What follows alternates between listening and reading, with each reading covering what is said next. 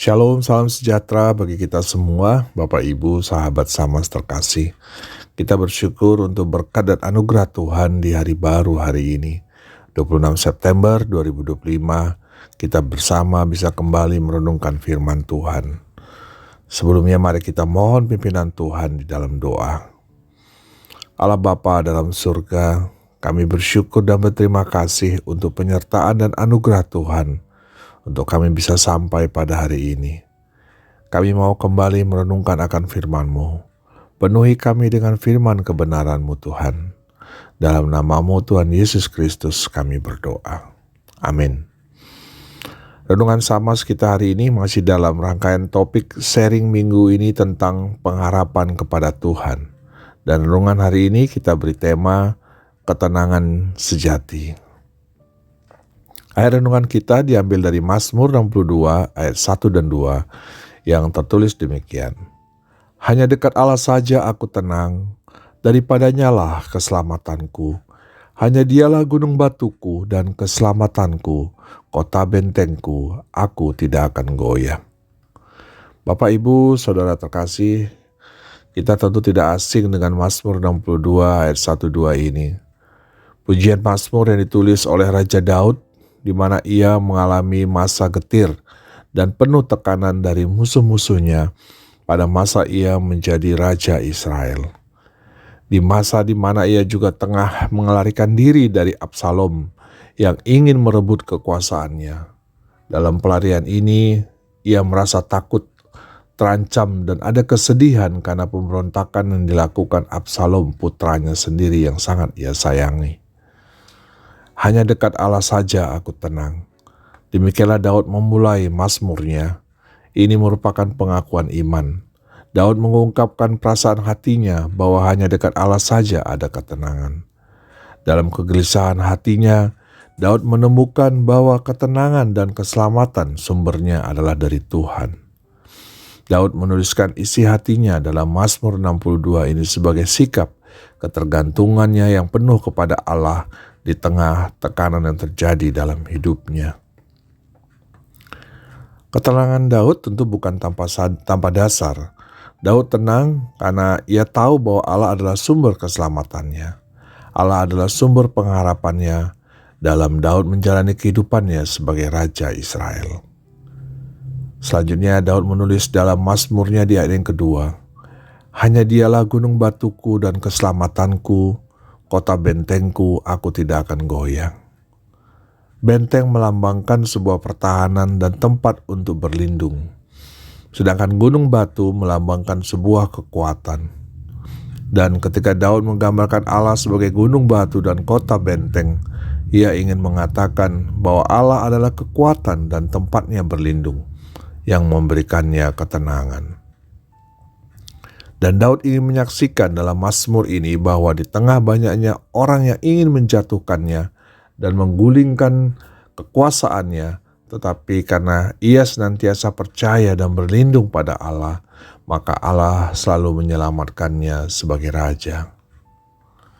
Bapak Ibu sahabat Kristus, di manakah kita akan menemukan ketenangan dalam hidup ini? Banyak orang berpikir bahwa hidup tenang hanya akan mereka rasakan ketika mereka punya banyak uang, kekayaan yang melimpah, rumah yang aman, dijaga keamanan selama 24 jam penuh, dan sebagainya.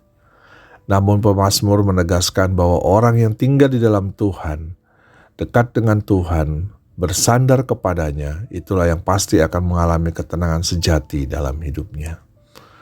Rasa cemas yang berlebihan akan membuat manusia tidak mampu melakukan apapun.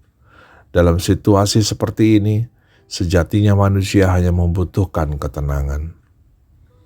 Allah tidak pernah menjanjikan bahwa kehidupan ini selalu dipenuhi ketenangan dan selalu berjalan mulus. Masalah boleh saja datang, namun kita percaya bahwa Tuhan tidak pernah membiarkan dan meninggalkan kita. Dan Allah menjanjikan penyertaan, pengharapan, dan kekuatan ketika kita bersandar kepadanya. Janji Allah akan penyertaannya bisa kita baca dalam kitab Ibrani 13 ayat 5b. Aku sekali-kali tidak akan membiarkan engkau, dan aku sekali-kali tidak akan meninggalkan engkau. Bapak, Ibu, Saudara terkasih, hidup dalam ketidaktenangan, kacau, khawatir, rasa cemas, panik, dan lain-lain adalah hal yang sangat disukai oleh iblis. Sebab orang yang tidak tenang dalam hidupnya pasti akan mengalami kesulitan untuk bersekutu kepada Tuhan. Lalu apa kunci mengalami ketenangan sejati? Pertama, dekat dengan Tuhan atau memiliki hubungan yang akrab dengan Tuhan, sesuai ayat Mazmur 62 yang kita baca tadi. Ini berarti mari kita seperti Daud, menjadi pribadi yang sangat dekat dengan Tuhan dalam doa-doa pribadi dan persekutuan kita dengan Tuhan. Yang kedua, punya penyerahan diri kepada Tuhan. Setelah kita mempunyai hubungan yang akrab dengan Tuhan, kemudian kita mempercayakan hidup kita sepenuhnya kepada Tuhan. Nasihat Daud dalam Mazmur 37 ayat 5. Serahkanlah hidupmu kepada Tuhan dan percayalah kepadanya, dan Ia akan bertindak. Dan yang terakhir, setelah kita melakukan penyerahan diri, kita harus selalu hidup di jalan orang benar, sesuai kehendak Tuhan, dan bukan lagi seperti orang-orang fasik. Dalam Mazmur 1 ayat 1-2, berbahagialah orang yang tidak berjalan menurut nasihat orang fasik, yang tidak berdiri di jalan orang berdosa, dan yang tidak duduk dalam kumpulan pencemooh, tetapi yang kesukaannya ialah Taurat Tuhan, dan yang merenungkan Taurat itu siang dan malam.